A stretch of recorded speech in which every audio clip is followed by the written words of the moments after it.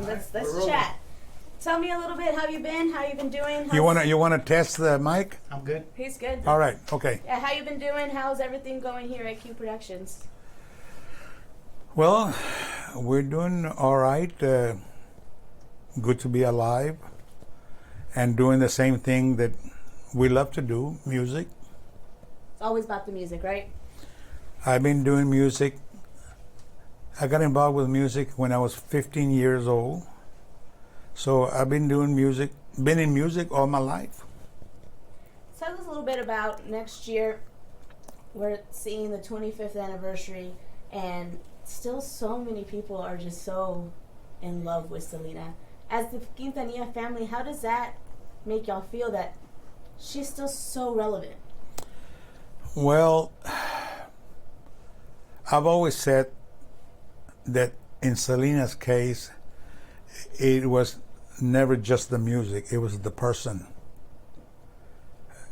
People love Selena. Selena was a very humble girl, very down to earth, happy, full of life, and that's how she treated everybody, and that's why people remember her. 24 years later, people come from all over the world to the museum, and I mean all over the world. We get people from Europe, Australia, the Caribbean islands, every country, Mexico, Central America, and South America, they come here. Yeah. And when she put it on, she wanted to show me. See her music on the Billboard charts. Yes, and it's interesting because 24 years later, Selena is outselling some of the present day artists. You know, to me, maybe I'm using the wrong word, but to me it's phenomenal. Really. What artist that died so many years ago is doing that or has ever done that? And then to see like little girls or other fans that weren't even born yet and listening to the music now. That is also amazing to me that they bring young girls and boys too, not just girls. They want to sing, they want to dance, they want to be like Selena. And these children that come here weren't even born when Selena passed away. They have known her through the movie and her music. What are you thinking when you see this past Houston rodeo? She broke a record there, and seeing artists like Casey Musgrave, Cardi B paying tribute to her there at the place that was so special, that it's so memorialized for so many. Well, all these present day artists are aware of Selena, what she has accomplished, and it's so very nice of them to do that, really and truly. It's like it's still keeping her music still going, but with different artists. Well, that are relevant. These artists that perform in these big concerts, they don't have to do that. They're doing their thing, but they do it because they remember her, and I think that they still love her, and that's why they do that, I think it was a couple of weeks ago, Jennifer Lopez was in San Antonio and did a song at her concert. She did "Si Una Vez." Do y'all still have contact with Jennifer? Do y'all still hear from her? I don't, but my daughter Suzette does. And to see that she still, all these years later since the movie was coming out, still feels so connected to that. Well, good for her. You know that she was not my first choice. I did not. I'm going to give you a little insight into this. We had casting in 6 cities, and I liked this girl that came out of the Miami, Florida casting. Now, this girl amazingly looked so much like Selena physically, but she didn't have any acting experience. So what we done is we had casting in 6 cities, and we picked one girl from each city, and we took them to Hollywood. And each girl was given a small part of the script for the movie, and they had to act it out. and they're filming them. It's called a cut. It's called, what is it called? Pilot, maybe? No, Audition? An Audition. no, a screen A test. screen test. I couldn't. All right, let me start that Go again. ahead. Okay. We edit. Yeah, we took all these girls to the Warner Brothers lot in Hollywood, and each girl was given a screen test. And the girl that I liked, no acting experience, she was so nervous, she couldn't even talk. I'm serious. Some people, their nerves affect their breathing. She couldn't even breathe. And I felt sorry for her because she really, really looked like Selena, physically. Mm-hmm. So we went on with all the girls. We started at around 7 o'clock that morning, testing these girls. And as it turned out, Jennifer was the last one. And now it's about 7 or 8 o'clock at night. So we had a crew from Warner Brothers, about 30 people. And so everybody was tired. We've been there all day long with these girls. So now it's Jennifer's turn, and she'd done it in 3 takes.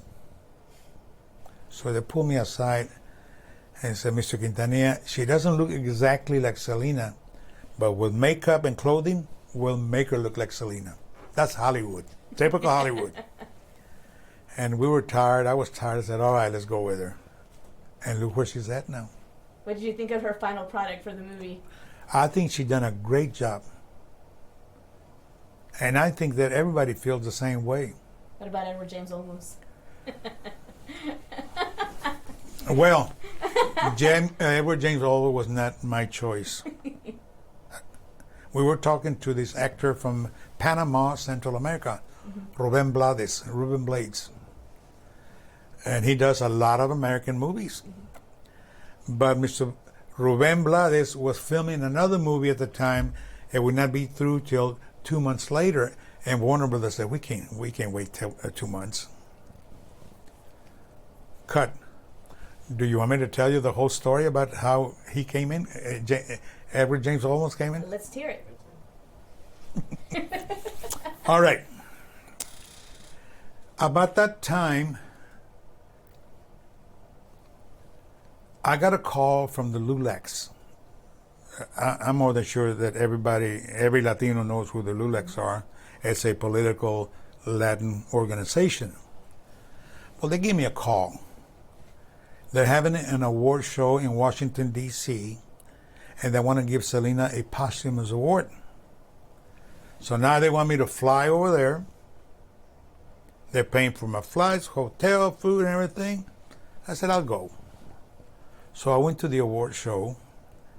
I received the award, and I came back early to the hotel because I was going to try to get some sleep because my flight back to Corpus was very early next day. Now it's about, when I got to the hotel, it's about maybe almost 12 midnight. Somebody knocks on the door. So I looked on the peephole at the door. I said, wow, that man looks like that actor Eddie Olmos. I didn't know him personally. I had seen one of his movies. And so I opened the door and said, Mr. Quintanilla, I knew you were going to be here at the awards. I flew in from Los Angeles to talk to you. And what he wanted to talk about was he also has a production company, a movie production company, and he wanted to do the movie. So the first thing I told him when he walked in the room, I said, Mr. Olmos, I got to leave the hotel about 3:45 to the hotel. I don't want to miss my flight back to Corpus.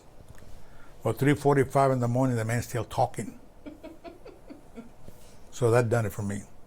I don't want this guy. He doesn't listen. I said, give me your phone number and I'll call you and I'll let you know what I decide. So I come back to Corpus, and 2 weeks later, we had already signed out one of the producers, Moctezuma Esparza. We call him Mocte for short. He flies in from Los Angeles, and who does he bring with him? Edward James Olmos. Edward James Olmos. So, Mr. Olmos, can you wait here? And I took Mocte out. So, I don't want this guy, Mocte. Why? He doesn't listen. And so Mocte starts talking, yeah, but it's Chicano. He knows our culture. And just talking and talking. He must have talked about 10 minutes. My mind drifted somewhere else. And finally, I said, all right, let's go with him. And that's how Edward Olmos got the role. I found out something very interesting. After we signed up Jennifer Lopez, we had a big press conference in Hollywood to announce that a Puerto Rican girl from the Bronx, New York, got the role to play Selena. Well, here in my office at the entrance, there's people protesting. How dare you pick a Puerto Rican? I said, wow, Mexicans are racist too? Ain't that something? This is one messed up world. Oh, yeah, you can tell me. Going back to a little bit of Selena and her connection with San Antonio. You guys, that was like a second home for you guys almost. Yes. Well, San Antonio is the hub of Tejano music. And we used to play a lot there in clubs when we were starting out. Reflex, Hollywood Nights. No, what was the name of that club? Tejano Rose? No, that you go up the hill and the club was up here on top. Country Down Under. No. It was Grams. It was Tejano. Wasn't it Country Down Under? You were saying it was off San Pedro on 410. Right. Yeah, near North Star, right there. It's still there. Yeah. Okay. Yeah. But they don't make Tejano dances there anymore. No. And then the other one out there in Ingram, I don't even remember the name of that one. It's been so many years, I forgot the names. And we used to play quite often in San Antonio. And the response for Selena was great. People love Selena. And so when you're starting out, you have to hit the clubs. How old was she when she was hitting clubs? Well, you're not going to believe this, but we were on the road with Selena since she was 9 years old. I started getting gigs for them since she was 9 years old. And at the time that I'm talking about these clubs in Houston, she was probably 14, 15, 16. Wow. How does it make you feel that in San Antonio, I mean, you can drive around any street and there's murals, Selena murals. You see. That's very interesting, but not just San Antonio. It's worldwide now. Yeah, in Mexico and other countries, they send us murals from different parts of the world where they have Selena on the wall. Yeah. She's even inside Mi Tierra. Yeah, and that other restaurant, Rosario's. Mm-hmm. They have Selena's. They have her in there as well. Wasn't from San Antonio, but it was like people embraced her there, as she was their own.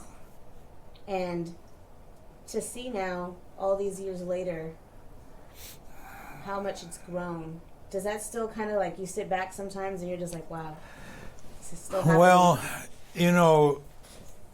the movie helped to spread it out worldwide, because the movie is being shown in just about every country you can think of. Let me tell you, I know that to be a fact, because they send me an accounting every 6 months, and it's got all the countries where the movie. There's countries there I don't even know how to pronounce the name. What is your favorite memory in playing in San Antonio? Do you have a good memory that you're just like, oh, that was fun? Well, it was always fun playing in San Antonio. That's the beauty of a band that everywhere that you go, you meet people and they become friends. So when you go back, it's like going back to see family. We really enjoyed it all the time we went to San Antonio. You guys have a Netflix special coming out. Can you talk a little bit about that? Well, it's not till next year. Mm-hmm. And it's nothing like the movie. Okay. It's going to be some reality and some fiction. So it's like a different telling A different thing altogether. altogether. But it's a series, right? It's like it's It's episodes. a series. I think it's going to be 20 series, 20 episodes. 20 episodes. How does it feel to be now a part of like that whole Netflix, that whole streaming thing, to see Well, technology going with it? I don't have no contact with them other than the business end Yeah. of it. But most of those people are I don't know them personally. I just know names. All these years later, what do you have to say to her fans and to those who are still making sure her legacy continues? Well, I definitely want. What artist that died so my daughter alive through her music by remembering her and just being part of this Selena trip. That's going to go on for a long time. I think so. I think that this is something that's going to be around for many, many years. It's just going to grow bigger now. Is there anything else you'd like to add or say? Let's go eat. We're done.